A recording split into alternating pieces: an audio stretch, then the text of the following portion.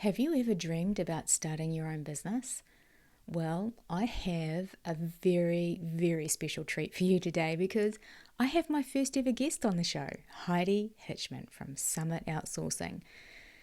Now, Heidi joined my career change coaching program in January 2022, and she has an incredible story to tell about her journey from being a full time employee to working full time in her own business. Look, this isn't sugar-coated. Heidi delivers the truth about what it was like for her building her business and how she moved out of working for someone else to working all for herself. So let's get going. You're listening to the Career Change Podcast with career coach, mum, and ex-corporate girl, Gina Hubbard. This is a no BS discussion about everything to do with your career, including how to make those hours at work happier, easier, and more fulfilling so that you can get on with living the life that you want. So, let's get going. Welcome to the Career Change Podcast, my friend. I am so excited for you to hear this episode as I have my dear friend and ex-client Heidi, who joins me to share what her experience of building her own business was like. But before we get into that interview, I just wanted to say a couple of things. I want to say that building a business is not for everyone, but if you've dreamt about it, if you've quietly explored what sort of business you could have and you've daydreamed about the benefits, then the chances are that it is for you. Look, it's not an easy journey and it depends on what you want to create and build as to how it will look. It depends on your financial resources. It depends on the amount of time that you have to dedicate to it. It depends on your external support system, your skills, your experience. Building a business is a journey that can't be replicated from how someone else did it. You have to have the courage and the determination and the tenacity to do it your own way, sometimes in the face of rejection, failure, and a lack of support. And I haven't even started talking about your own coping mechanisms or lack thereof, your negative thoughts and beliefs, your ability to regulate your nervous system, all of that, which is going to want you to stay working safely for someone else. And that is where coaching comes in. As Heidi mentions in this interview, she coached with me for over 12 months because she was so committed to making it work and being supported in building something that was completely unique to her family circumstances, skills, experiences, ideas, and dreams. And Heidi would be the first one to tell you that creating something that is just yours, that provides you with the flexibility to work around yours and your family's needs, serves people in your unique way, all the while making your own money, is one of the best decisions that she ever made.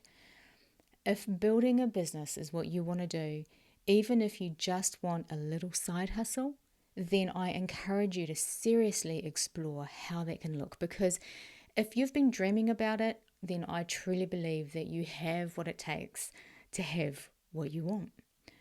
And if you'd like my help with that, then connect with me over on Facebook or Instagram or via email. Check out the show notes for links on how you can do that. So without further ado, let's get into this interview. Welcome to the podcast, Heidi Hitchman from Summit Outsourcing. How are you, my friend? I'm great, Gina. How are you? Great, thank you. Thanks so much for joining me today in your very busy schedule. We'll get into that in a minute. To talk about your transition, I suppose, for lack of a better term, from working full time and for somebody else as an employee into working solely for yourself.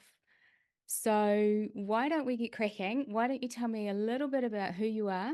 Tell everybody who you are, what you do, and all that sort of stuff. Sure. Hi, everyone. So my name's Heidi, as Gina mentioned, and I'm one of life's problem solvers. So I own a business called Summit Outsourcing, which is currently just going through a rebrand. So Summit Outsourcing is our new brand that's about to be launched in a couple of weeks. And we, as the title now says, are an outsourcing company, and we support business with their administration and financial support needs. Awesome. Do you mind just letting everybody know how we know each other? Is that okay? Sure. So I think we met back in 2021, I think it was. Something like that. So I used to be a general manager of a law firm, and before that, a chief operating officer of a corporate farming group. And under the first lockdown in 2020, I explored the option of creating this business because I figured that if I could run a corporate business from my home office, that I could probably do this for lots of New Zealanders around the country with their helping them with their business. And actually, under that first lockdown, I actually got my first client, and they are still my client today. And that one-off by chance support that I offered them has led to an ongoing business relationship. So Summit was started back then, but I was still fully employed until 2022. And in that time, I heard you, Gina, on somebody else's podcast being interviewed, and felt that I needed to put my big girl pants on and find myself somebody to help me through the process of transitioning to being that employee with a safe, secure pay packet at the end of every fortnight through to being a business owner. Yeah, so we coached together and we actually coached together for it was about a year or It was. more, wasn't it? Yeah, yeah. Such, actually, I have to say, such an amazing journey to watch you go through that transition as well. So, what was it, do you think, that um, appealed to you about owning your own business? Um, it was something that I'd always wanted to do, but never really knew what it was. And I'd toyed with different ideas over the years. And then just by chance, I sort of stumbled across something on social media and started to get a little bit more interested in the process about working from home, having the flexibility. Unfortunately, at the time, my children were starting to get a little bit older, and I wished I'd made that transition into being my own boss when they were younger, because the juggle of parenting and full-time corporate role was the juggle was pretty real at times. And it did take a village to raise the children, Mm. to get, I guess, everybody in the places that they needed to be while still holding down that career that I wanted to have. Mm. So, talk to me a little bit about that transition in particular, that we coached around, that journey out of um, working full time into working full time for yourself. So it was a bit of a, I guess in my head, I was going to do baby steps, and it was going to be I'm quite a planned, organized person.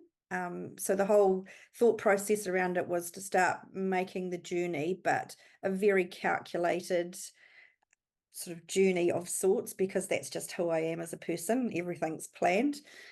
But being who I am and how it all unraveled, it actually ended up happening faster than what I actually imagined. So we obviously coached for 12 months, and in that time, I already had about 30 hours a week of work from external clients as part of Summit, and also holding down a full-time senior management role. So if I thought the juggle was hard with having children in a full-time role, adding a side hustle, which is what it was at the time, because part of me still hadn't taken the leap or felt that I could actually progress and make a business out of it at that point.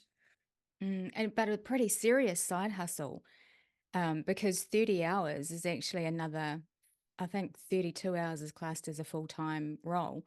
So that's a pretty, how did that work? Like, can you sort of give us a bit of an idea of, how you did it? Because I know a lot of people will be saying, well, actually, if you're working a 40-hour job and also you have this side hustle in air quotes of, um, that's 30 hours or more, I think sometimes, how, yeah, how did you go about that? Give us, if you can, some Some details. days were pretty awful.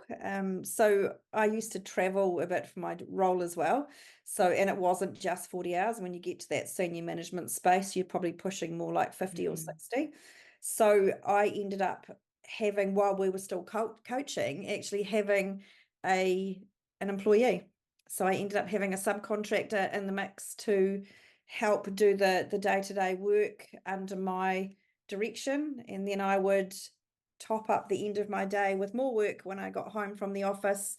I would do work before I actually started my day job. I would do bits and pieces at lunchtime, and then I would spend my weekends working. yeah. So So it you was took pretty on, awful. yeah. Yeah, I remember. But you took on that, took on an employee, and that's actually probably quite, I mean, did it feel like a big decision? Because, when you own your own business, I imagine it can be, when you're just building it, difficult to know when that point is where you need help, that, when you start to pay for help. Oh, absolutely. And it was a big step for somebody who had everything calculated, and that wasn't in the calculation for the first 18 months. So it was a bit of a learning curve. It was about really good communication, taking that person with me on the journey, because basically they were being me when I wasn't available because I did have a day Mm, job. Um, and I was very clear with my employer at the time that I did have a side business when I joined the firm. So they were very good, and I was very disciplined about not letting it interfere with my day-to-day work when I was at the office. And Amanda, who was the person at the time, was absolutely fantastic. I spoke to her on my way to work. I spoke to her on my way home to make sure we'd ticked everything off that we needed to for the day. I filled any gaps in the evenings and the weekends, and it started to progress from there. My name started to get out there, and it started to snowball even more. mm. Mm. And I suppose that leads me nicely into that next question, which was, that trigger, I suppose, for I can't do this anymore. I actually have to quit my job. Tell me a little bit about that trigger and that decision. So I think there were some extra coaching sessions around that time because the triggers were coming at me left, right, and center. So it was about the fact that I had always had a paid role. I'd been on maternity leave to have the children, but I'd always gone back to work. So it was that security blanket of getting paid every fortnight. It was the fact that my husband was saying, okay, you need to pick one, enough's enough. I want my wife back. And it was also about the guilt that I felt because I felt that I wasn't giving my clients 150%. And then I felt like I wasn't always present at work. So my husband turned to me one Sunday afternoon and said, enough, you need to choose. And so I'm pretty sure there was another coaching session. And I made that decision to hand in my notice, work out my notice period, and also took that client with me for the next 3 months so that they could transition to find my replacement. And I also had another client to add to the mix, which was fantastic because it helped with that security of knowing that I could pay the bills and pay the team, because by that point the team had grown to two. Mm. So it sounds like Mr. H actually made the decision a little bit for you, but you must have been pretty close to getting there yourself. I can remember you in coaching, if you don't mind me sharing, just how hard that struggle was between balancing the two of them. Were you almost at that point yourself when hubby said this is it, you've got to choose? I was, but I part of me, I guess, and this is possibly what women are not very good at, some of us, and I'm quite an outgoing kind of person, but I probably didn't back myself enough. I suffered terribly from self-doubt. Can I do it? Is it going to work? A bit of imposter syndrome going, am I too late to be doing this in life? A little bit. Because I'm closer to retirement than I am starting out in work.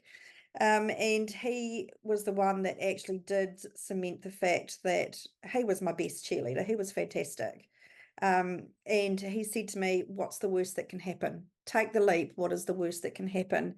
And I turned to him and said, "Oh, well, I guess I'll just go and get a job if it doesn't work out." And he said, "Right, so what's the problem? Get on with it." So I took a couple of days to hand in my notice because I felt like I was letting them down, and that's part of that people pleaser in me. Mm. But yeah, I once I'd made the decision, I knew what I was doing, and then the excitement kind of kicked in. And yes, I had to work out a hefty notice period, but and I just wanted to get going and not be driving to work every day. But yeah, so Mr. H, he was fantastic. And I guess it was great knowing that I kind of had a bit of a backstop Mm. because it meant that I needed to get the business going and I wasn't possibly going to contribute to the household like that I was. So there was a bit of guilt with that because I'd always done that. But that hasn't happened, and we'll get into that in a minute. But I hear what you're saying in regards to we get ourselves in so much of a tangle, right, with this obligation that has been socialized into us that we need to take care of other people and contribute like you did. There was some money beliefs in there. But I think it sounds like the realization that you were already living your worst case scenario. So, when we look at transitioning, we're like, well, what's the best case scenario and what's the worst case scenario? Because your brain is always going to offer you the worst case because it's always looking for danger. Um, and you had identified that your worst case scenario was that you'd actually just go back and get a job, which is actually what you were doing. So you were already living your worst case scenario. So it makes that's a really helpful way to look at it because it makes that transition a lot easier when you go, well, okay, I am worrying about an imagined future, which is if I do this, it will all go wrong and I won't contribute. I'll fail and I'll have to go back and get another job. And that's all imagined versus let's give some airtime to it going horrendously well, which is actually what has happened. So tell us a little bit about how it has been going and that journey, like the first couple of months after you had completely given away the ex-employer and that The had gone. security blanket. Yeah, the security blanket. So tell us about that. It actually felt like a bit of a whirlwind at the time because once I was, I guess, free of a day job, even though this was going to be my day job, doors started opening. It was absolutely incredible. I am a little bit cheeky in the fact that when I meet somebody, I ask about their business or where they work or what they do. And then my next line is because they've usually got a problem, things can be tough in business, as we all know. And I'm a little bit cheeky and I say things like, "Oh, so you need my business then?" And then I start to do the old elevator pitch and explain to them what problem we're going to solve for them. And each business is different. So I guess the time back in July 2022, so we're coming up to 2 years post being an employee. It was crazy. It was nerve-wracking. I was trying to do the business management. I was trying to find new clients, find new team members, and still do the actual doing of the work. And the business that it was set up to do board administration and governance, and it's now morphed into pretty much any hat that you can wear inside a business. Because as I've gone on this journey, I've come across business owners that come to me and say, "Oh my gosh, can you help us? This is our problem," and no business really has the same problem. And people can't find staff at the moment, and they're wanting that skill set that often not many people have, as well as what their actual main skill is. So our team has a team of skilled people, and if we don't have somebody inside that team, I'll go find them so that Mm. we can service that client. And it's just morphed better than I could have imagined. It's been an actual wild journey, and I wish I'd done it sooner. So in that growth period was actually quite quick, wasn't it? Because you really went from having one employee very quickly to how many have you got now? 8. 8 employees in two And we're years. in discussions with a couple more Yeah. because the demand out there for support. And the beauty, I guess, with us is that we're on a contract basis. You don't need to have us for 40 hours a week if you don't need us for Mm, 40 hours a week. mm, So that is very appealing for some people, and they might have all the skills in the business bar one. And so that's the skill that they're outsourcing. mm. And I think you're just a really beautiful example of um, knowing what you want to do, knowing your skills and your worth, and being able to speak it and give it value when you talk to somebody, because that's the attraction, right? That's the offer. And that's why I think you've got just work coming out of your ears. You've got, you've got Really? new leads and new business coming to you all the time. It absolutely blows my mind. You're a unicorn for sure in that area. Um, but what I would like to know is um, some of the goals or plans that you're comfortable sharing that you have for your growth coming up with Summit Outsourcing. So, as of yesterday, we've just opened a second office. No way, I didn't know that. So we now have a little office in Taupo. Awesome. Probably wasn't where I thought the second office would be, but I've got a lot of team sitting around Taupo, so it makes sense to have somewhere for them to go if they wanted to. All of the team work remotely, Mhm. but there is that option now to either be in the office that I'm in or now the one in Taupo. So that was exciting.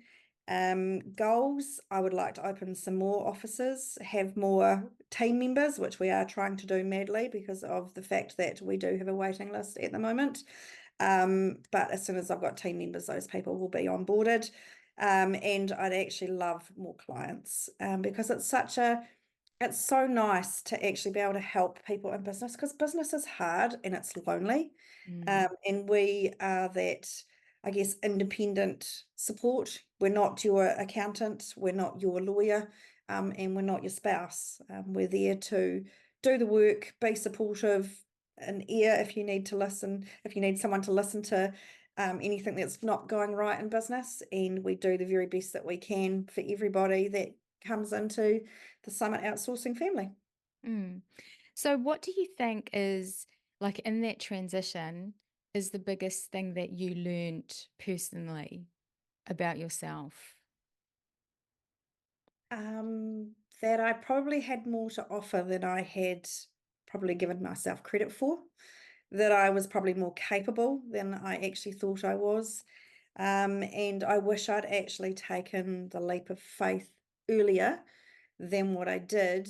But at the end of the day, I'm a firm believer in things happening for a reason. So all of the steps that have taken me to today were part of this business. And part of me thinks if I'd tried to rush it, do it sooner or at a different stage of my life, it probably wouldn't have come together as well as it has. Because I had to be ready as well as the universe had to be ready for us as a business. And I think COVID really, really helped with that transition because, under that lockdown and the various lockdowns afterwards, everybody learnt that we could work remotely. So we are in person if people want us in person, but most of our work is remote unless we're in a board meeting. So COVID actually did me a favor because it's created a wonderful business that I'm actually really proud of. Mm. Is there anything you'd do differently? Um, Not really. I think if I hadn't taken the time to get the coaching with you and actually make a really good plan, and do the career milestones that I'd done, I don't think this business would be here because I wouldn't have the business experience, because I've run plenty of other people's businesses, as well as my own previously. And yeah, I'm just a firm believer in things happening for a reason. You know, if I hadn't listened to the podcast with you on it, I wouldn't be doing this podcast with you. I probably would still be in a 9 to 5 job, because you were like that cheerleader that I needed at the time, that wasn't part of the family, that, you know, all my close network, that was really quite, but why are you doing that? And you were holding me accountable, and you would give me goals and little milestones to actually meet. And so, being a bit of a teacher's pet, I was turning up with my homework and some, which gave you lots of laughs, I'm sure, because I just wanted to be, you know, to do everything that I wanted to do, because this business was suddenly became basically the end goal of what I'd been working for, and I didn't know it through the whole journey. So yeah, I like to think that I was a bit of a gold star student, with the coach, and yeah, like to deliver more, and that's what I've carried on to do in the business. We like to deliver more than we're asked to do. It's, you know, exceeding expectations are really important, and it's just part of the business, and who I am, and the culture that we've created. And I couldn't do this without the amazing team that I have seemed to have gathered, and they've all sort of joined the business the same way. It's having conversations. It's not necessarily putting an advert out for somebody. It's having conversations with people who have, again, come across your path for a reason. Like, some of it, you couldn't even write the book on this. Mm. I think out of everything I can remember that, you know, because some people will say, gosh, you know, coaching for a year sounds like a long time. Um, but in all honesty, you know, in the first sort of month that we were coaching, you could have quit your job and gone for it. Like you had the skills. I could see you had the knowledge, you had the expertise. But it's about being able to shift that identity and to work through everything that you needed to work through. And actually for me in, in coaching, if you don't mind me sharing this, is that giving you things to do actually slowed you down, because sometimes you need to slow down and let things assimilate, let things process, let yourself get used to an idea and doing things differently and changing that identity, to be able to then, like you say, when you did actually press the trigger, when you decided to go and you handed in your resignation, doors just started to open and things started to happen really quickly. And I think there's a lot of weight behind the idea of slowing down so that you can speed up. And yeah, so that's really fantastic. What do you think though has been the, you know, some of the biggest keys to your success so far, and not just externally but internally as well? I think you played quite a large part in it, because Hmm. we all knew that I could, you know, anybody who knows me knows that I had the skills to help people with their businesses. That was never going to be in question. It was about the fact that I needed to get out of that um, old-fashioned thinking that, you know, women should not be leading from the front.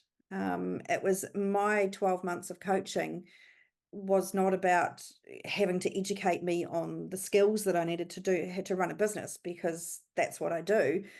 But it was about the fact that I needed to change my mindset. I needed to believe in myself. I needed to let go of all of the voices in your head. And no, I'm not crazy. You just have, as women, we have these voices in our head going, what do you want to do that for? You're going to overshadow, and all of that kind of stuff. And there's some amazing businesses out there that women have created, and probably, like me, would have probably done it sooner had we all had the the self-doubt had been kicked to touch, and we'd just gone for it. Mm. Because there is a lot of that. You know, I grew up in a generation where you married well. You didn't think that you should have your own business. Goodness me, you know, you're at home having babies and cooking. Being a So good girl. being a good girl, you Yeah. know, that's sort of something that you've spoken about in your podcast series. It's about being that good girl and being the dutiful wife and mother and all of those kind of things. You know, heaven forbid that you should want to have your own business as well and try and have it all. So yeah, I guess it's been a journey that I don't regret. Yeah, Mm. so I've been doing a little bit of research on that about, the art of being a good girl in today's society and how that's changing because we are socialized and taught and advertised to be versions of ourselves that will please other people. And I think that along the way, somehow it has become normal for us to think that wanting to do something independently, wanting to make our own money and a lot of money, and I'm all for talking about money and making a lot of money, but that can be seen as vulgar. It almost feels like, well, it does feel like we are breaking some rule of society that we shouldn't talk about these things or want these things. So that's why I love doing what I do with coaching, for this transition from, being a good girl for an employer, doing as you're told, following the job description, being there for their, certain amount of hours and then receiving your paycheck to running your own business, creating your own dream, your own business, your own life, a business that fits your life, where you can explore letting go of being that good girl and all those societal restraints that are put on us right from like generationally, really, um, to explore who are we really when we decide that we don't want to be the good girl anymore. And that's what I love about it. So, okay. Um, so the business is growing, new office. So excited. Can't wait to hear more about that. But um, this new level, like I know, because I know you, there's more levels coming. There's more things that you're thinking of doing in the business. So what do you think that you need to change personally about yourself, your mindset, to take Summit Outsourcing to the next level? probably I need to spend more time actually being the CEO of the business. I'm very lucky. I've got an amazing team, and one of the team members does a lot of that business development behind the scenes for me, which is fantastic. But I actually need to put my CEO hat on a little more than what I am. I was so busy growing the business and saying yes to most things that came across my path that I actually need to take a step back and actually spend the time going, okay, what's next? Where are we going? What are we doing? Who's in the seats? What kind of clients do we want? Because at the moment we are in a growth phase again, but um, there's more that I would like to do. Mm. So personally for you though, like, do you think there's any sort of internal mindset work that you have to do? Is there any imposter syndrome? Are there any thoughts about I'm being too greedy, this is getting too big? It's, anything like that?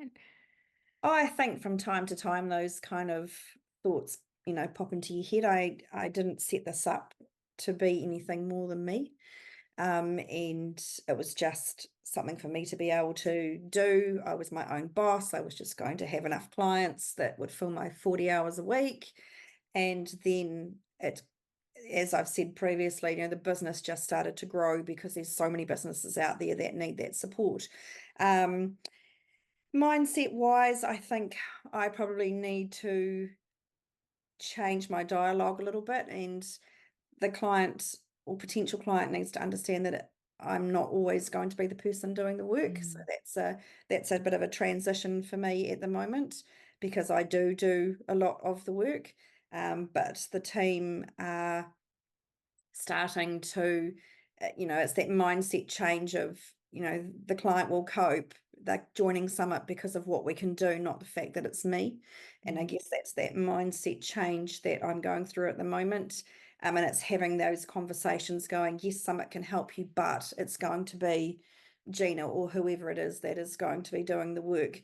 And I'm obviously still overseeing it. So that's, I guess, the next stage of where Summit is going to need to head. And that's that we mentality, not the I mentality Mm. that you do when you start out in business. But one thing about this business, you can be anywhere in the world and still do the work that we do. I like that idea, being on a beach somewhere and still running your business. But Hasn't just that happened yet. I'm trying. we'll have to make it happen. We'll put it in the goals.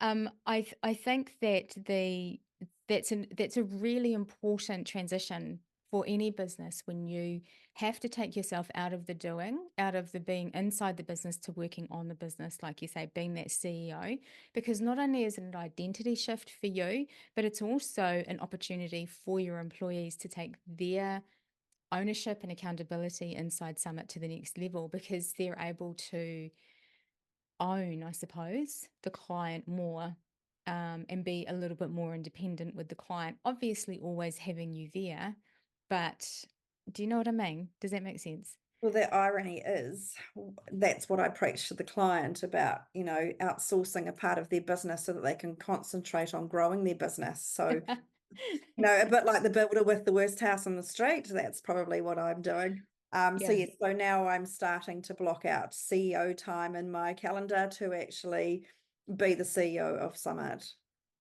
Awesome. Okay.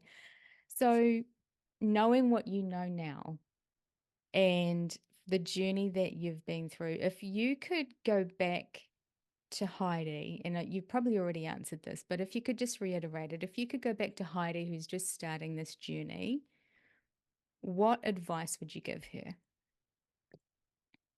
Oh, that's a tricky one. I would tell her to back herself. Mm-hmm. I would tell her to surround herself with cheerleaders earlier because cheerleaders are really important. Um, use your tenacity for good, as in be cheeky, ask the probing questions and offer that value proposition back. I probably, as I've said, would have started earlier, but I probably wouldn't change anything too much as far as the time that I took to get to actually saying, right, I'm ready to go, because it really did, I needed that mindset right. Otherwise, this business would have failed Mm. because I would have gone into it, I would have been a bit rip, shit, and bust, would have just gone in feet first because that's often what we do without any of the planning um, and having plans ahead if things go this way or that way. And I think that part was really important. But I probably wouldn't change anything too much. The Heidi that is sitting in front of you today and talking to you is still that same person, just business owner. Excellent. But just be tenacious and get going a little bit sooner and don't doubt yourself. And I suppose that leads me nicely into the my last question that I have for you is any advice, like anybody listening who has that dream about owning their own business, no matter what sort of business they want, whether it is always just a little side hustle that's going to bring a little bit of money in each month, or if they want to take on the world with outsourcing like you're doing, what advice would you give them on an extension of what you've already talked about? Yeah, so as I said, the plan is really important. Have your 5-year plan, your 12-month business plan so that you know where you're heading. Having goals, having someone to keep you accountable. That's not your spouse or your mum or dad, because business is really hard at times. It is really hard. And if people tell you that it's easy, they are not doing it the way that they probably should be. Surround yourself with amazing people. That is the most important thing, because when it is a crappy day or you've lost a client or you didn't get the client or a team member's had to finish up with you because something's happened or they've decided to go into business for themselves, is having those people who you can go to and go, oh my God, this is terrible, this has happened, for them to bring you back into reality and put you back on the course of where you were supposed to be going. And get a coach. Get a coach. Get a And get a coach. That's coach. part of the cheerleading squad. It's a coach. It's Yeah. somebody that you can talk to vent to bounce ideas off. Can't stress networking enough, Mm, for two reasons. One, it helps you find clients, and two, they become part of your squad. And you can yeah. have those business win conversations. You can have the business fail conversations. You can learn from their experience as well, because they'll go, oh my gosh, that happened to me too. and then all of a sudden you're not isolated in a situation. Yeah, it is a very lonely journey. Okay, so where can anybody who's interested in connecting with you, how are they able to connect with you? So you can find me on LinkedIn. We are currently in a rebrand phase. So we're on social media and we've got a website called www.summitsolutions.nz, or you can email me, heidi@summitsolutions.nz. Awesome. Thank you so much, my friend. I've really, really enjoyed hearing a little bit more about this journey that you are on. And I'm quite excited to see what happens with Summit Outsourcing. I can say I've known you for a little while now. Nothing sits still with you for long. So it's going to be exciting to see what's next. So thank you so much for sharing today, my friend. Thank you for having me on. I feel very privileged that I was chosen to be on your podcast. My very first interview, of course. Thank you. And yeah, honestly, I couldn't have done this without you, because even though we're not coach and student anymore, you are still always there when I need a friendly ear to listen to. So very much appreciated. Oh, you are welcome. You were a star pupil, that's for sure. Thank All you. right, my friend. Thank you. Thanks.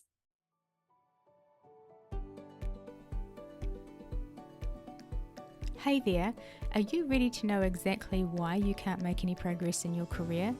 If you've been working hard and are feeling burnt out and trapped, but you're not sure why, or you don't even know where to start to make positive change, then I've got you covered. Imagine what it would be like if you could earn the salary that you want, feel energized by what you do, and be free of self-doubt. And I'm here to tell you that you can. Your lack of confidence might be holding you back, and you might not even know it, so let's fix that. Click the link in the show notes to get my free masterclass on the 3 ways your lack of confidence sabotages your career and how to turn it around and get the salary you deserve.